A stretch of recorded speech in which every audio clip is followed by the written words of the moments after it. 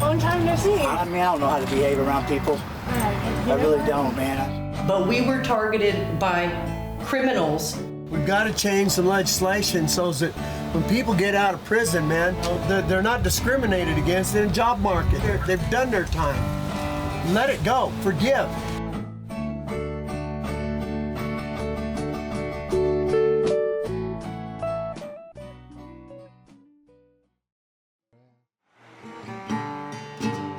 I've driven on these freeways hundreds of times since moving to Austin, but ever since I immersed myself in a community of homeless living in the woods, my eyes have been open to a crisis unfolding all around me. This time, I stopped along the freeway. I wanted to see what life was like for those trapped in the city.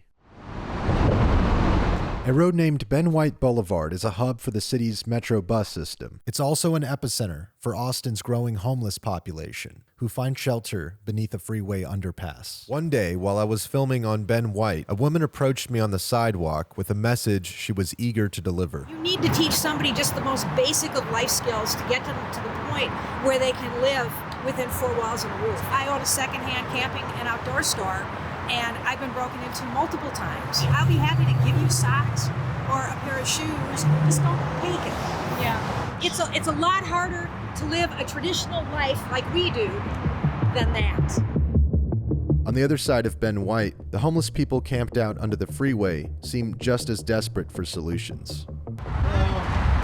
Your opinion is not valid. What's your name, miss? My name's Virginia Reynolds. Virginia. How long you guys been out here? See, I'm 56 years old. I've lived on these streets since I was 11 years old. Nobody in this world owes you a frickin' thing. Have they ever given housing before to you guys? Yeah, we had our housing voucher. We went through the whole thing. But then I died. What happened? I died? You died? Yeah. What do you mean by that? I mean, I was legally dead. Diabetes, as in no longer existing on this planet. See, look.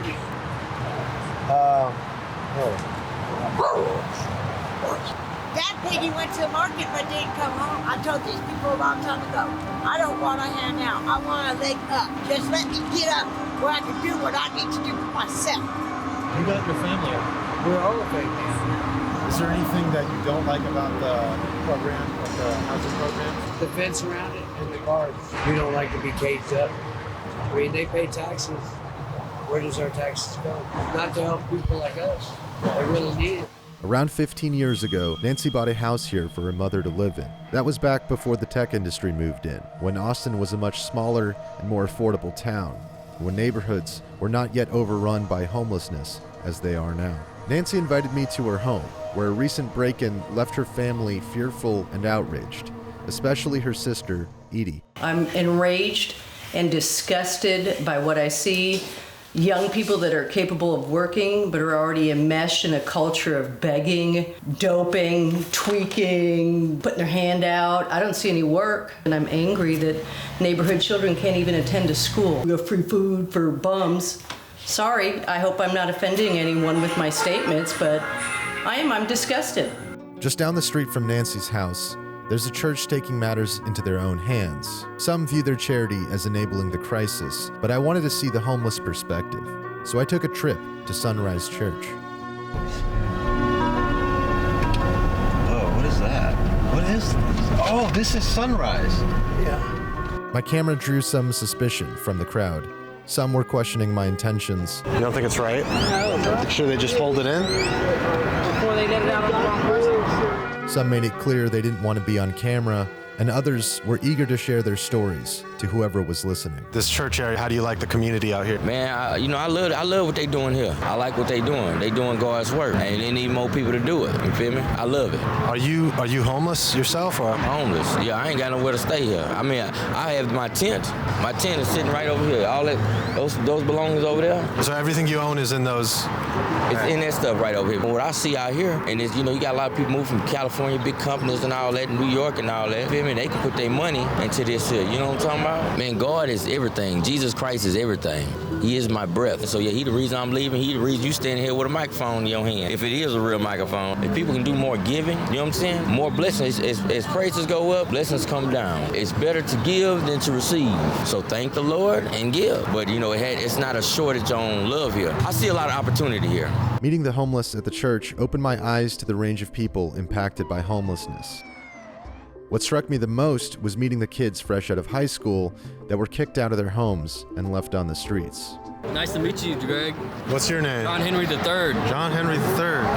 That's what are your thoughts on today? Man, I've never seen this before, so seeing all these people out here is like, a lot of people need help. How experienced are you with this whole church? They fight every morning. They're all on drugs and they're all mean. And they all like to fight each other every day, so it's very interesting to be out here. It's an eye-opener. How'd you end up out here? Well, I decided, where's a nice place to get a bus pass? And then I was like, I think I should come here. And then there's so many people here, it was like, oh wait. My friend. Hey, I'm Greg. Nice to meet you, I'm Josh. So what brings you out here? I'm just hanging out with my friend, trying to have a good day. Definitely trying to get out of the homeless shelter that I live in. How old are you? I'm 19. How long you been in the shelter? For 4 months. Were you with your parents before that, or what happened? Well, once when I graduated from high school, I tried taking the Air Force route. Boot camp was like 7 weeks long, and I lasted around 6.5 weeks until I broke my ankle, and so I had to get discharged. That's when I got homeless because my parents couldn't take me in anymore. They said after I graduated high school, I'm out the house. So I knew this day was going to be coming. I was just not expecting it to come this soon. Josh had a career plan lined up with the Army, but when he fell down and injured his ankle, there was no one around to help him up again. His story is a reminder of how homelessness can happen to anyone. From here, like, what's your next move, I guess? I am going to be joining this thing called Job Corps.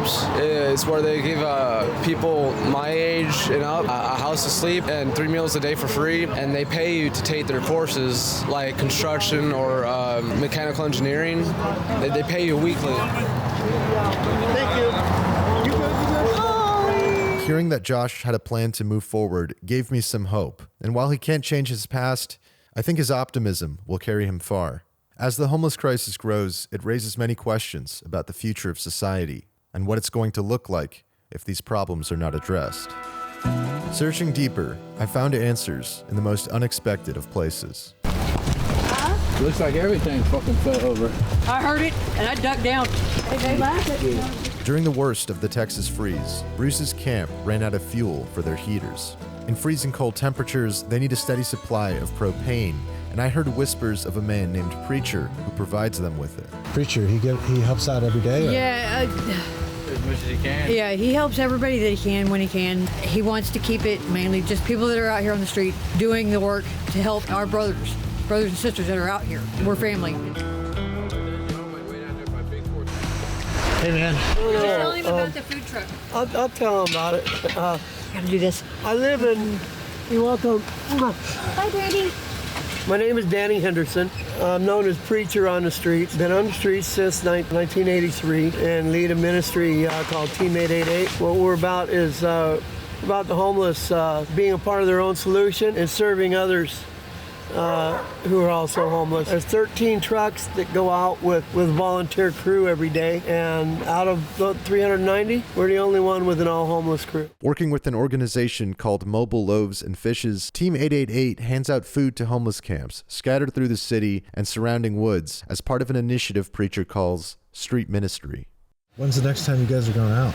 Let's see. I'd love to check that out or help out. Or I'd love for you to come. I decided to join him and his crew on a ride-along to see what Texas Street Ministry is all about. Back at Nancy's house, the scene of property damage, theft, and destruction showed me firsthand the effects of a neighborhood being absorbed by poverty and desperation. There you go. And they decide, okay, this is the office, we're going to start ransacking stuff. Some of the people that are, holding office that have just victimized, huge swaths of the population, and they treat them as if, they define them and say this is the best they can do, and so we have to lower the bar. It's like lowered expectations serves no one. As cities across the country face mounting economic crises, job displacement, and social upheaval, public perception of homelessness remains largely black or white. We shooting documentaries. Got Glink up on here, and we got the fucking memories. Too good, that's Springdale. AKA that whole nigga where I was born, raised in hell. On one end of the spectrum, people view the homeless as a collective problem to be solved through government assistance and housing programs. While these programs are great at creating systems and social security, what they lack is one-on-one rehabilitation and human connection that's crucial for many to get back on their feet. On the other end of the spectrum, many view the homeless as individuals that are solely responsible for the situation they find themselves in. But this perspective leaves every man for themselves in a world that's increasingly unforgiving. So fucked up. He said that you guys are getting housing now? Yes. Tuesday. We came here to check on Virginia and her tent. She was saying that today is the day they're getting relocated to housing, some hotel somewhere, I guess. 31 degrees, so it's below freezing today. There's been ice everywhere. Not the kind of place you want to be camped out. If this kind of situation isn't taken care of, I imagine the whole city will eventually look like a sort of trash-ridden dystopia. This could be a preview of what's to come in one possible future, at least. A lot of people don't even have phones. Or if they do, it's sporadic because they're constantly losing them, or they're being stolen, or they're being broken. And so when you ask somebody to go online and fill out a bunch of paperwork, that's almost insurmountable for a lot of people. And the same thing when it comes to trying to get employment. It's like a game of, Donkey Kong, where you're jumping from level to level, and if you don't make the jump properly, you fall in a gap and you have to go back to the beginning. And that's the only analogy that I can make for this whole process. And if somebody isn't there to physically take somebody and lead them to the next step and introduce them to the person on the opposite side of the desk and sit them down, that's a big enough gap where somebody's going to fall through and have to go back to the beginning again. Preacher reminded me that homelessness comes with obstacles that most people don't see or think about. One of them is job discrimination. We've got a lot of people coming out of prison that are on the streets. We've got to change some legislation so that when people get out of prison, man, they're not discriminated against in the job market. Let it go. Forgive.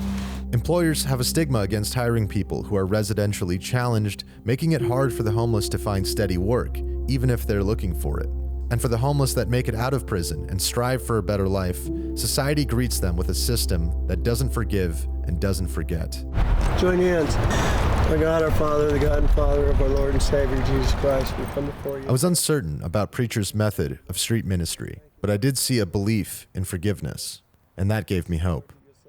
Our first stop was a place in the woods I'm all too familiar with. We just got here with the food truck and the volunteers, and now we're gathering people from the same area that Bruce is camped in to let them know that we got all these things for them. Food truck!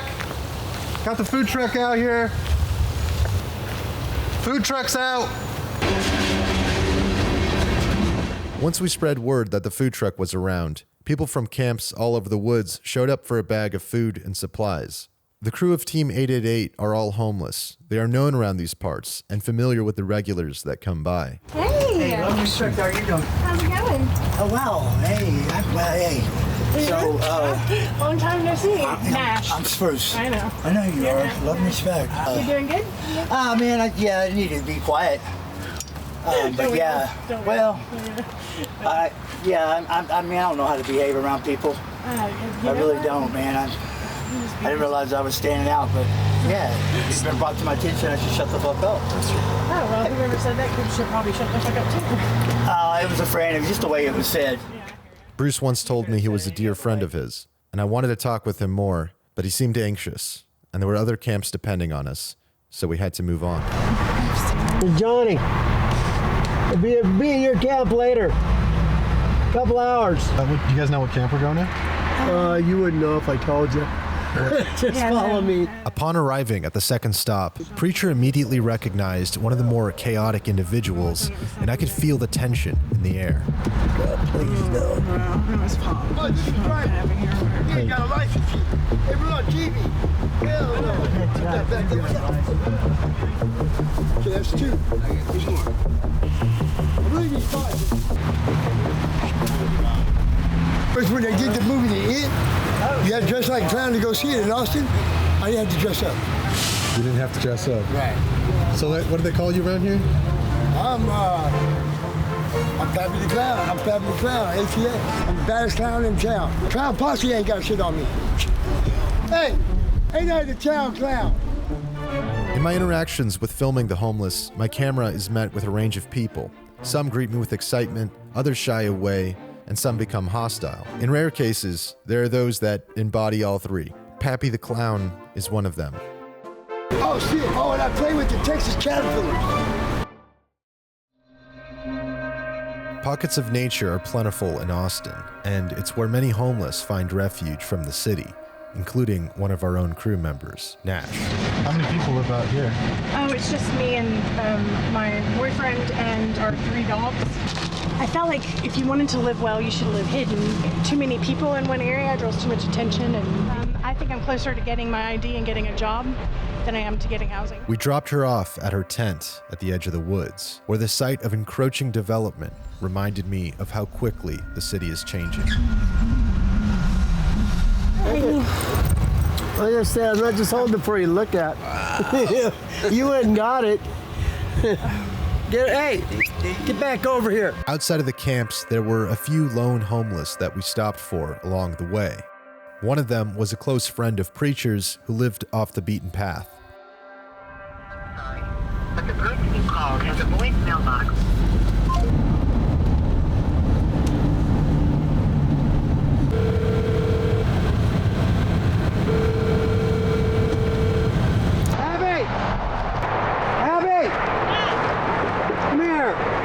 Why don't you answer your phone? Why don't you answer your phone? Here. Okay. I can't see. Here, I'll come up. Oh. Ow. I jabbed my head with a nail or something. And that was just one person. And we stopped and took her 2 bags of food down there. But if we don't come out here, she has, she don't get fed tonight. As night fell, our supplies were dwindling, but we had just enough left for the largest camp yet.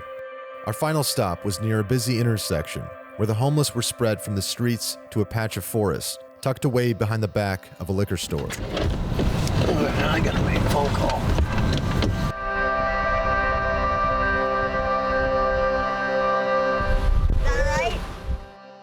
Seeing those hands reach through the fence, it felt like staring into the apocalypse.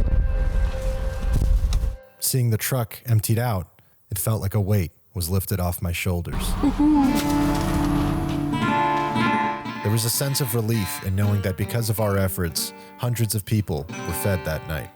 That day opened my eyes to the impact that one person can have. It also showed me that there's a lot more work to be done. For Preacher, the path forward comes with not only changing the lives of people on the streets, but in changing the minds of people passing by. When I first hit the streets, I looked at all the crackheads, meth heads, junkies, drunks, thieves, prostitutes, all that. This won't last long for me because I'm not like them. I get a job. I'm not lazy. I've got a trade. I've got skills. And then reality, after 5 or 6 months, set in that all of a sudden your friends have deserted you. As soon as you're homeless, man, they want nothing to do with you. While Preacher's methods are unconventional, the need for outreach to the unhoused has never been greater. Maybe it's time to change things up. The first step to solving any problem is to be aware of it. I've noticed a trend in the public response that can be seen anywhere from my comment section up to headline news stories. Many people are now aware of the problem, and they're all asking the same question. What is the solution? I don't know what exactly we're doing, but I'm not going to give up and walk away from it. I want to be able to represent small business owners and the senior population, since I am now a member of it. If you ask politicians, they'll tell you it's a matter of funding the right programs. Yet year after year, the homeless population grows in parallel with the programs and funding, with no end in sight. Donations towards charity, while well-intended, don't seem to have much of a lasting impact either. Many charities operate as faceless organizations, collecting donations and gathering money, which may or may not end up in the hands of those in need. Team 888 doesn't have the same resources or staff as a big organization, but what they do have is the ability to reach people directly. I don't have a singular, one-size-fits-all solution. I'm just a guy with a camera who's willing to film the people society wants us to ignore. I guess these videos are my contribution. So if you're still wondering what the solution is, take a look in the mirror, because it starts with you.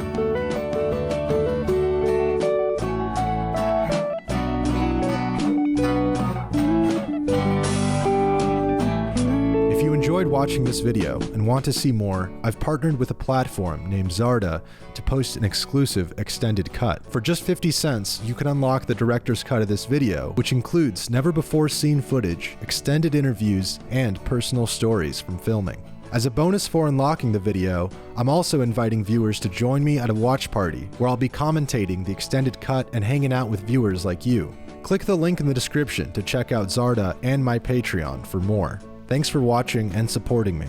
Peace. Ministry. Well, it takes 3 board members. You have to have recorded minutes of your board meetings. We've got 2 board members now, so I'm continuing to look for one more board member. It's not a thing, they got to be the right person for it. We need 3 board members to be approved for 501c3. We want to file ours as a 501c3 ministry rather than just a 501c3 nonprofit. We're the only ones that operate 24 hours a day, 7 days a week, 365 days a year.